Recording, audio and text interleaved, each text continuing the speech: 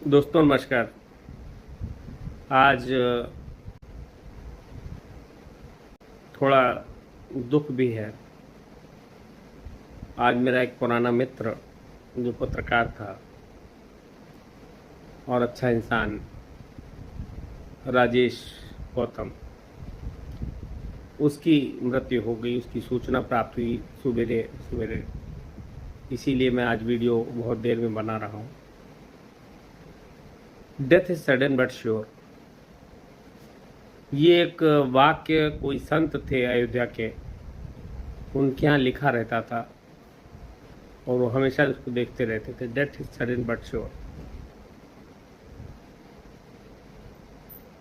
Death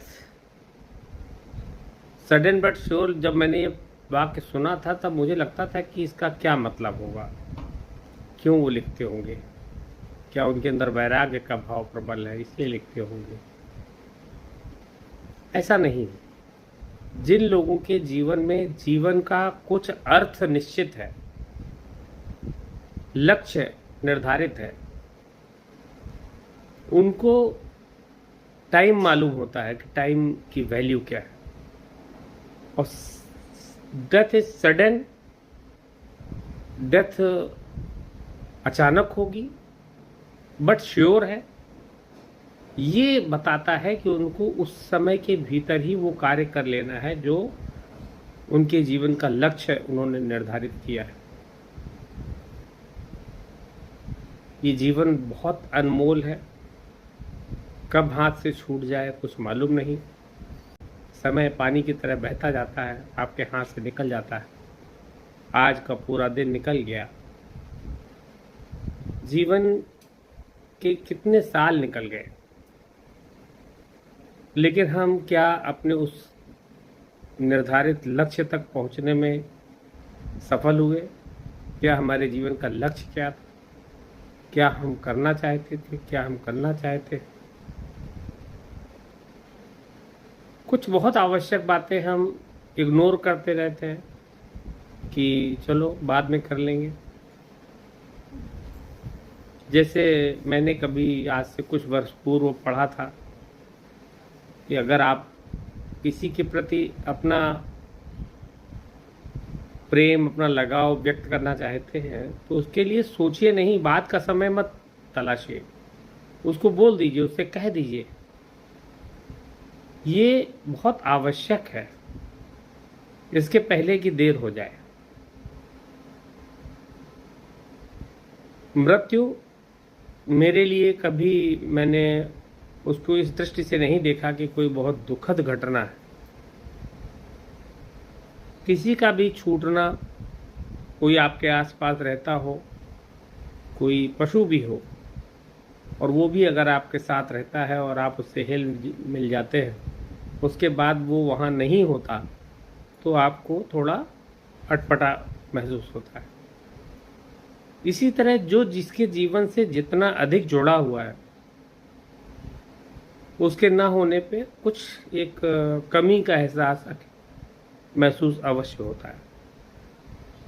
लेकिन मेरा आध्यात्मिक दृष्टिकोण है, और आध्यात्मिक दृष्टिकोण ये है कि हम लोग परमात्मा के घर से आए हो, परमात्मा के पास जाना है, तो असली ठिकाना अपना परमात्मा के पास है। इसलिए हम इस प्लेटफॉर्म पर हमको लोग मिले हैं, हमारे पति पत्नी, बच्चे, माता पिता, मित्र, दोस्त, यार,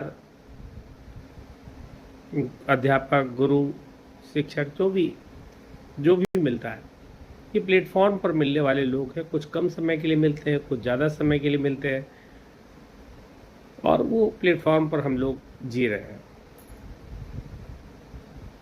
तो डेथ समय का अंत है। जीवन और मृत्यु के दो पार्टों के बीच में जो समय है उसी को हम लोग जीवन कहते हैं। 2 वर्ष से वो बहुत बीमार था मेरा मित्र, अनेक तरीके की शारीरिक समस्याओं से जूझ रहा था। अभी कुछ दिन पहले उसको ब्रेन हेमरेज हो गया था और उसके बाद से उसकी हालत बिगड़ती गई, और आज वो ईश्वर के धाम में सिधार गया। स्वच्छ हृदय का व्यक्ति था, बहुत साफ सुथरी बात करता था, भगवत प्रेमी था। जाना आना और जीने का प्रकार, मृत्यु का प्रकार सब निश्चित है, ये विधान में तय है। हर व्यक्ति अपने कर्मों के हिसाब से नियत भाग्य लेकर आता है और कर्म लेकर जाता है जो आगे भाग्य बनकर फिर उसके साथ आते हैं। ऐसा मेरा मानना है, आपका मानना जरूरी नहीं इस तरीके का।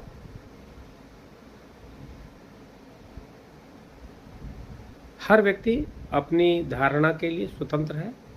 मुंडे मुंडे मतिर भिन्ना, जितने मुंड हैं, जितने लोग हैं, उनकी सबके अलग धारणा होती है, उनकी मत ही अलग होती है। इसीलिए मत लिया जाता है, मतदान,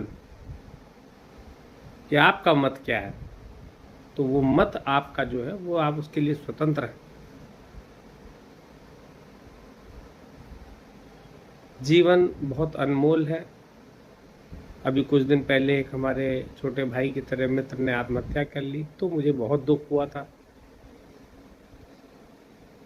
अकारण कम आयु में उसने आत्महत्या, तो हमेशा गलत है, चाहे कम आयु में हो चाहे ज़्यादा आयु में कोई करे। आत्महत्या तो आत्मा की हत्या है, अपने जीवन को नष्ट कर देना, वो मेरी हिसाब से बहुत गलत है।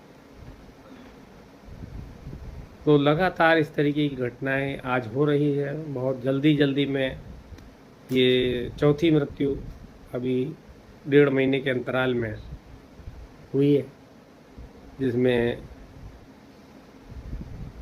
बहुत पास के लोग हमारे जो संपर्क में थे उनकी मृत्यु हुई, अलग अलग कारणों से हुई।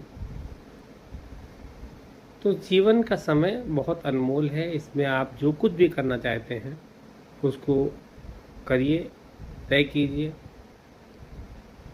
अपने ब्रेन को,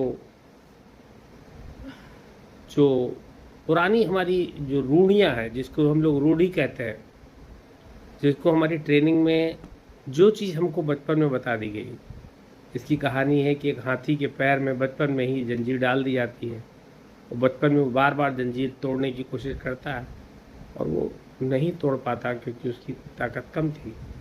और फिर वो हाथी जब बड़ा हो जाता है तो उसके पैर में जंजीर पड़ी होती है और उसको मालूम ही नहीं कि वो अगर जोर मार देगा तो जंजीर टूट जाएगी।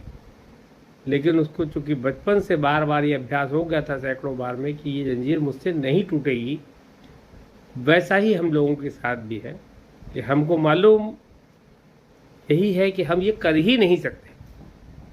और ये जो हमने अपनी सीमा बांध रखी है, ये सीमा तोड़ने के लिए जामवंत की आवश्यकता होती है। जैसे जामवंत ने हनुमान जी से कहा था, का चुप साध रहा बलवाना। तो अपने बल का स्मरण कीजिए, आप बहुत कुछ करने में सक्षम हैं। जो कुछ भी आप करना चाहते हैं इस जीवन के नियत समय में करिए, अपने जीवन को सार्थक बनाइए और कुछ मानवता के लिए अवश्य कीजिए। धन्यवाद।